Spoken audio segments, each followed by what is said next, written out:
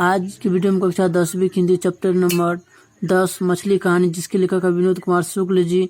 इसके हम मछली कहानी के पार्ट नंबर 3 है। देखिए, इससे पहले हम पार्ट 1 पार्ट 2 कंप्लीट कर चुके हैं। देखिए, अब यहाँ से स्टार्ट करते हैं। आंगन में आकर मैंने देखा जिस जगह मछली काटी जाती थी वहाँ वही पीटा धुला हुआ रखा था। पास में थोड़ी चूल्हे की राख थी। मैंने सोचा भग्गू कुआं के पास चक्कू में धार कर रहा होगा। नहान घर का दरवाजा पूरा खुला था। मुझे बाल्टी दिख रही थी जिसमें मछलियाँ थी। माँ वहाँ नहीं थी, शायद ऊपर होगी। माँ को घर में मछली गोश्त बनना अच्छा नहीं लगता था। पिताजी ने कई बार चाहा कि हम लोग भी मछली गोश्त खाया करें, लेकिन माँ ने सख्ती से मना कर दिया था और किसी को अच्छा भी नहीं लगता था, केवल पिताजी खाते थे। भग्गू को जैसे मालूम था कि मछलियाँ नानगढ़ में है। आते ही वह अंगूछे में 3 मछलियाँ निकाल लाया। कुएं में मछली पालने का उत्साह बुझ सा गया था। पिताजी शायद अभी तक आए नहीं थे। कमरे में जाकर देखा तो सच में दीदी करवट लिए लेटी थी। संतू को मैंने इशारे से बुलाया कि वह भी गीले कपड़े बदल ले, शायद कुछ आहट हुई होगी। दीदी ने पलटकर हमें देखा। गीले कपड़े में देखकर दीदी बहुत नाराज हुई, फिर प्यार से समझाया।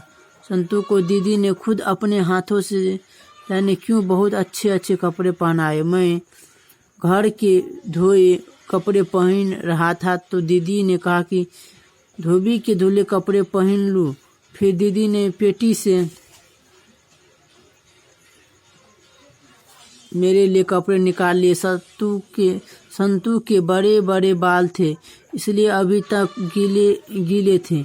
दीदी ने संतू के बालों को टॉवेल से पोंछकर उनमें तेल लगाया। बाएं हाथ से संतू को ठुड्डी पकड़कर दीदी ने उसके बाल संवार दिए। जब दीदी संतू के बाल संवार रही थी तो संतू अपनी बड़ी बड़ी आंखों से दीदी को टकी बांधे देख रहा था। सभी कहते थे कि दीदी बहुत सुंदर है। दीदी से मैंने कहा, दीदी आज मछली आई है? 3 है, एक शायद मर गई है। उन्हें अभी भग्गू काटेगा। पहले तो दीदी चुप रही, फिर कहा कि मैं कमरे का दरवाज़ा बाहर से बंद कर दूं। वह कमरे में अकेले लेटेगी, उसकी तबीयत ठीक नहीं है। मैं और संतू दोनों चुपचाप कमरे से बाहर निकल आए। जब मैं दरवाज़ा बंद कर रहा था तो दीदी लेटी हुई थी। भग्गू के पीछे खंबे के पास टिककर हम दोनों मछली का काटना देखने लगे।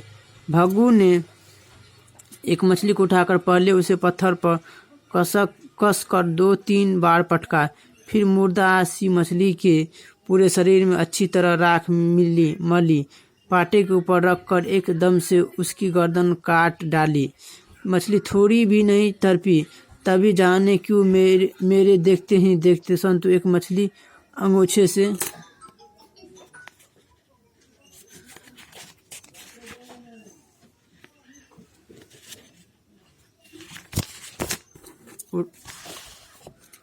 उठाकर बाहर की तरफ सरपट भागा।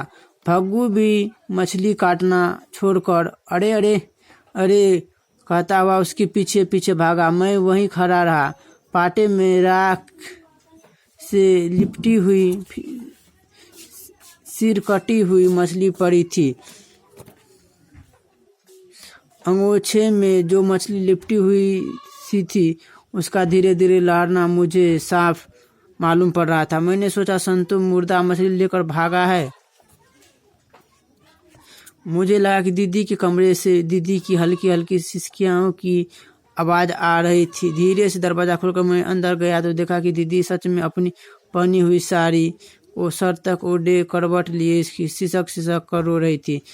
हिचकी लेते ही दीदी का पूरा शरीर सिहर उठता था। अंगोछे में लिपटी मछली का लहरना मुझे याद आया। वैसे ही धीरे से दरवाज़ा बंद कर मैं बाहर आ गया। भग्गू और संतू अभी तक नहीं थे। बारे की तरफ आकर मैंने देखा कि कुएं के पास जमीन पर संतू जानबूझकर पट पड़ा था। दोनों हाथों से मछली को अपने पेट के पास छुपाए हुए था। भग्गू मछली छीनने की कोशिश कर रहा था। शायद उसे डर था कि संतू मछली कुएं में डाल देगा तो मछली पिताजी से उसे डांट पड़ेगी। मैंने सुना कि अंदर की तरफ पिताजी के जोर जोर से चिल्लाने की आवाज़ आ रही थी। तीनों मछलियों के कई टुकड़े हो गए थे। पाटे के पास मछलियों के गोल गोल चमकीले पंख पड़े थे। दीदी जहाँ लेटी थी उस कमरे का दरवाज़ा खुला था। शायद माँ अंदर थी। पिताजी दरवाजे के पास गुस्से से टहल रहे थे। दीदी की सिसकियाँ बढ़ गई थी। मुझे लगा कि पिताजी ने दीदी को मारा है। भग्गू जैसे ही बाहर आ रहा था तो पिताजी ने धार कर कहा, भग्गू अगर नरेन घर में घुसे तो साले के हाथ पैर तोड़ बाहर फेंक देना, बाद में जो होगा भुगत लूँगा। भग्गू चुपचाप सिर हिलाकर चला गया। संतू सा चुपचाप खड़ा था। कीचड़ में उसके साफ अच्छे कपड़े बिल्कुल खराब हो गए थे। बाल जिसे दीदी ने प्यार से संवारा था उसमें भी बहुत मिट्टी लगी थी। नहान घर में जाकर मुझे लगा कि मछलियाँ की गंध आ रही थी। बाल्टी के पास बैठकर मैंने पानी का हाथ से गोल गोल खंगला, फिर बाल्टी को उलट दिया तो नहान घर की नाली क्षण भर को पूरी भर गई, फिर बिल्कुल खाली हो गई। पूरे घर में मछलियों की जैसे गंध आ रही थी। आज की वीडियो में हम पूरा कंप्लीट कर दिए मछली कहानी। अगले वीडियो में हम ऑब्जेक्टिव क्वेश्चन के साथ मिलते हैं। हमारा वीडियो अच्छा लगा तो हमारे चैनल को सब्सक्राइब जरूर करें।